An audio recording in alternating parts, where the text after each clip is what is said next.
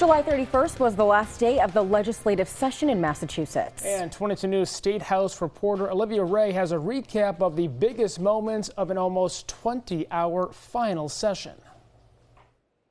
This week at the State House in Boston, the two-year legislative session drew to a close, bringing with it policy wins and losses and tense relations between the Massachusetts House and Senate.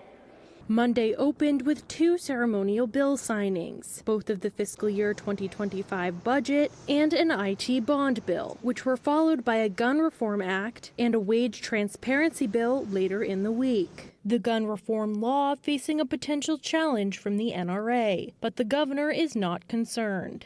This is a smart, sensible law. It looks out for the rights of gun owners, and it will withstand any challenge that comes its way. State lawmakers worked through the night on Wednesday to pull together last-minute bills and succeeded in sending a housing bond bill, the Parentage Act, a veteran reform bill, and a bill dealing with PFAS contamination to Governor Healey's desk. The wins were overshadowed by losses. The legislature failed to pass nearly 20 bills that were up for consideration, including several of the governor and state leadership's priorities, like a massive economic development bill, clean energy permitting and siting, hospital oversight reform, and all overrides of the governor's nearly $370 million in budget vetoes. These failures to compromise, colored by tense House and Senate relations, as members of both branches' leadership expressed their frustration and disappointment with each other to the press. There is still hope for unpassed bills. Although it is more complicated, uncontroversial bills may be passed in informal sessions in the coming weeks.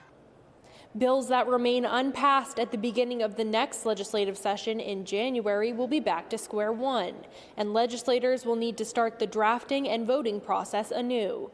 Working for you from the State House in Boston, I'm Olivia Ray, 22 News.